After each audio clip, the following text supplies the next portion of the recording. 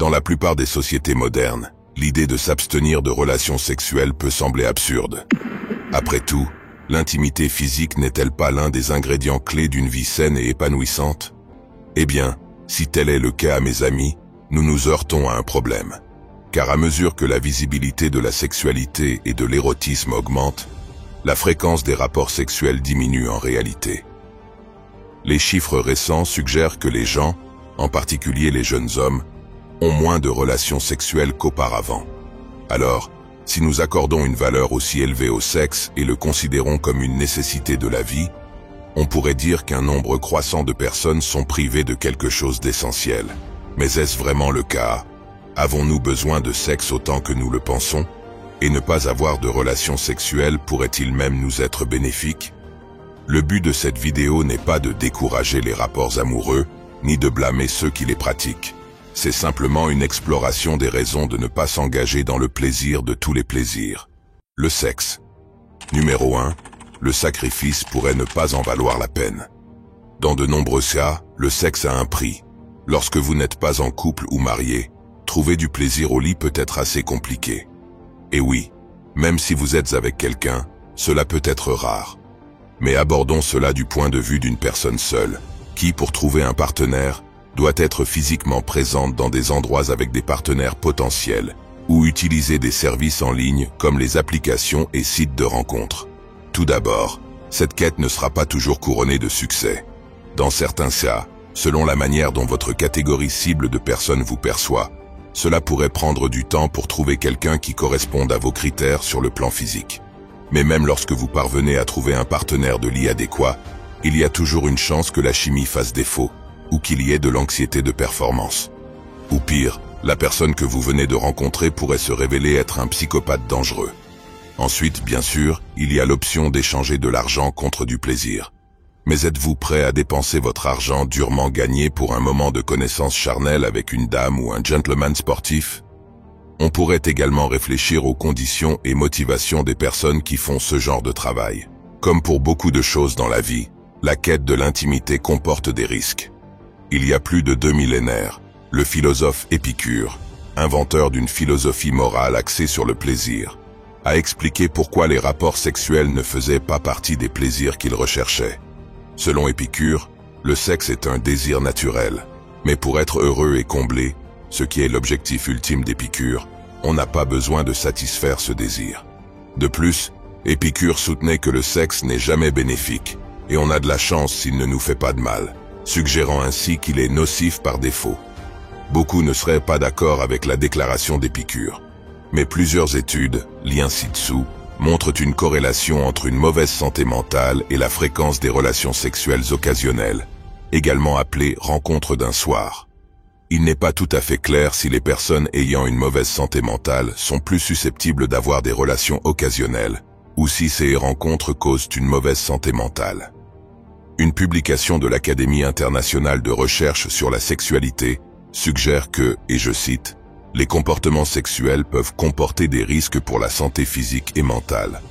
Les conséquences pour la santé physique incluent les grossesses non désirées, les infections sexuellement transmissibles et les agressions sexuelles. » Fin de la citation. Que l'on soit prêt ou non à accepter les risques et les sacrifices potentiels dépend de chaque individu. Peut-être qu'une approche plus directe pour satisfaire nos désirs charnels est celle articulée par Diogène. Lorsqu'on lui a demandé pourquoi il se plaisait en public, il a répondu « Si seulement il était aussi facile d'apaiser la faim en se frottant le ventre vide. » Numéro 2. Moins vous grattez, moins ça démange. Comme toutes les formes de désir sensuel, le désir d'assouvir ses envies est simplement une démangeaison qui cherche à être satisfaite. Nous pouvons la satisfaire en ayant des relations sexuelles ou en suivant la voie de Diogène. Mais tant que nous continuons à gratter, la démangeaison persiste et elle pourrait même empirer. C'est du moins ce qu'observait le Bouddha. La connaissance bouddhiste de l'esprit nous montre comment les désirs fonctionnent et comment nous pouvons nous en débarrasser. Pour comprendre cela, nous devons identifier la raison pour laquelle nous avons ces désirs en premier lieu. Du point de vue bouddhiste, s'engager dans la sensualité est une façon d'échapper à ce sentiment lancinant de mécontentement envers la vie. Bien que les plaisirs sensuels soient naturels et profondément enracinés, nous pourrions aussi les utiliser à mauvais escient pour étouffer la douleur. et en le faisant, ils deviennent plus forts. L'addiction est essentiellement l'indulgence extrême dans la sensualité, transformant des choses comme manger ou surfer sur Internet en habitudes compulsives. Ainsi, plus nous grattions, plus nous avions envie. Gratter peut apporter un soulagement temporaire, mais la démangeaison du désir revient plus robuste et intense après un certain temps. Avec le sexe, de tels mécanismes sont également à l'œuvre.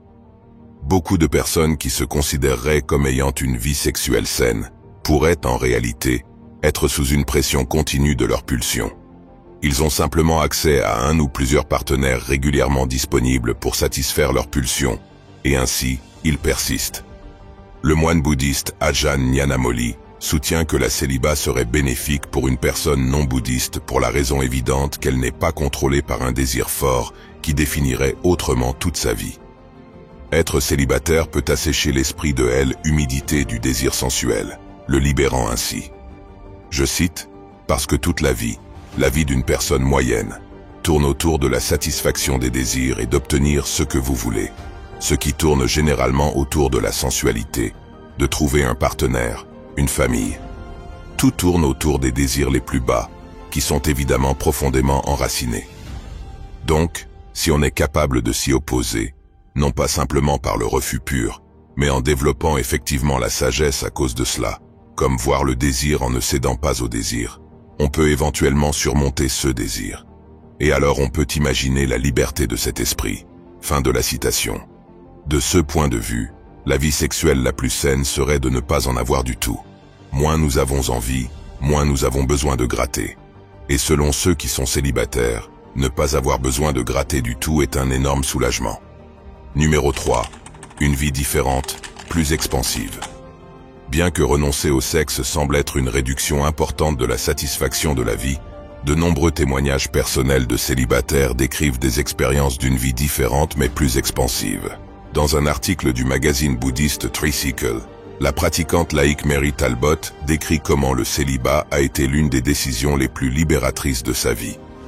Elle écrit qu'éliminer la quête du sexe et de la romance libérait un espace mental énorme qu'elle utilisait auparavant pour penser, analyser, élaborer des stratégies, regretter et agoniser. Je cite, « J'ai été inspiré par des moines et des nonnes que je connais, et par la promesse du Bouddha selon laquelle même si une vie célibataire peut sembler considérablement réduite de l'extérieur, la vie intérieure du renonçant s'épanouit et s'élargit de manière exponentielle. Mon existence en tant que mère urbaine active exclut la plupart de ce que font les moines et les nonnes au cours d'une journée, mais c'est un morceau de la vie monastique, avec la méditation et l'isolement, que je peux pratiquer dans l'intimité de ma propre maison. » Fin de la citation. Supprimer la quête du sexe et de la romance de nos vies diminue probablement notre engagement avec le monde extérieur. Mais ce désengagement crée également une opportunité pour le monde intérieur de s'épanouir. Lorsque nous observons le comportement humain, nous constatons que l'affirmation présentée par Ajahn Nyanamoli est correcte. Nos vies tournent généralement autour du désir profondément enraciné de sensualité et de trouver un partenaire. La plupart des gens construisent leur vie autour de cela, essayant d'être aussi attractifs que possible pour ceux qu'ils désirent. Pour une part significative, la sensualité anticipée et la romance motivent les gens à paraître bien, par exemple, en développant une musculature ou en utilisant divers produits de beauté et en portant des talons hauts. Nyanamoli explique que si nous choisissons le célibat, tout, ce qui facilite d'une manière ou d'une autre la satisfaction de nos désirs sexuels perd son emprise sur nous. Des choses comme le besoin de statut social ou d'attractivité physique pour attirer des partenaires potentiels deviennent assez inutiles, car la suppression de la faim rend ces moyens obsolètes. Ce mécanisme fonctionne dans tous les domaines de la vie. Par exemple, si vous n'avez pas besoin d'une maison coûteuse, vous n'avez pas besoin de gagner le revenu nécessaire. Si vous n'avez pas besoin de statut et de prestige, vous n'avez pas besoin de faire des efforts pour impressionner les gens. En ne voulant simplement pas quelque chose, nous pouvons récupérer des quantités considérables d'énergie que nous pouvons utiliser ailleurs. Par exemple, les jésuites, un ordre chrétien, affirment que choisir d'être célibataire peut être un chemin vers Dieu. Ils visent à pratiquer une forme saine de célibat, non basée sur la répression et le déni, mais comme un choix libre et conscient alimenté par un désir du divin, afin de pouvoir se concentrer entièrement sur leur relation avec Dieu. Mais il existe aussi des poursuites non religieuses sur lesquelles on peut dépenser son énergie débloquée. Et certaines personnes vont même plus loin. Numéro 4. Prétendue transmutation sexuelle. Bien qu'il fût populaire auprès des femmes, l'inventeur serbo-américain Nikola Tesla a choisi de rester célibataire toute sa vie. Certains affirment qu'il était attiré par les hommes. Mais cette croyance semble refléter l'incapacité de comprendre pourquoi un homme ne serait pas intéressé par les femmes qui lui plaisent. En d'autres termes, il doit être gay. Même si le désir sexuel est profondément enraciné en nous, il y a plus dans la vie que la copulation et la procréation.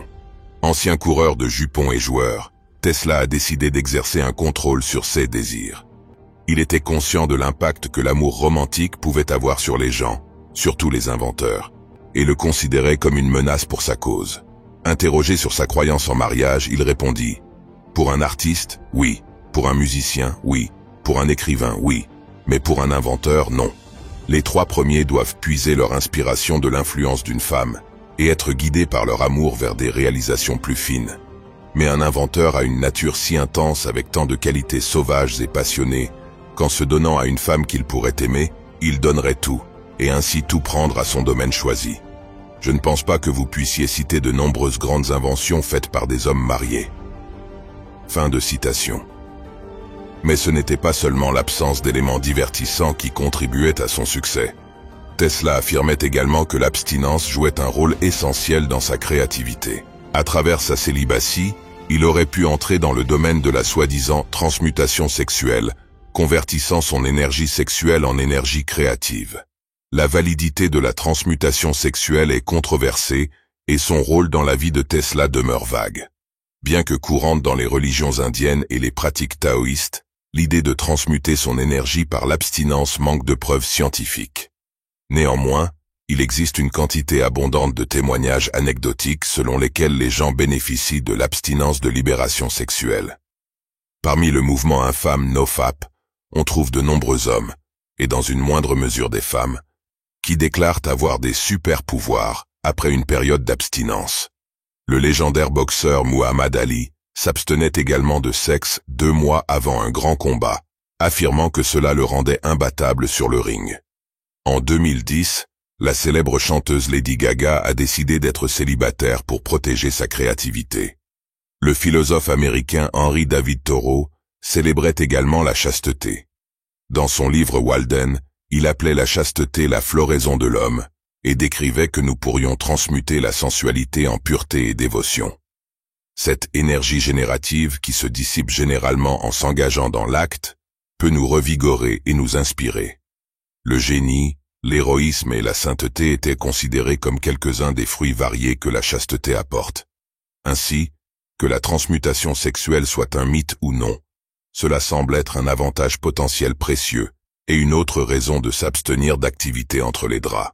Dans l'ensemble, s'abstenir de sexe pourrait être une bénédiction pour ceux qui osent franchir le pas. Cependant, en observant la nature humaine, les oiseaux et les abeilles ne disparaîtront probablement pas de la scène. Après tout, comment pourrions-nous perpétuer notre espèce sans cela, sans parler du plaisir qu'il peut procurer? Le moine bouddhiste Ajahn Nyanamoli admet que, malgré ces avantages, la plupart des gens ne s'engageront probablement pas dans la célibatie, en dehors de certaines pratiques religieuses, simplement parce que c'est, entre guillemets, trop difficile. Merci de regarder. À la prochaine.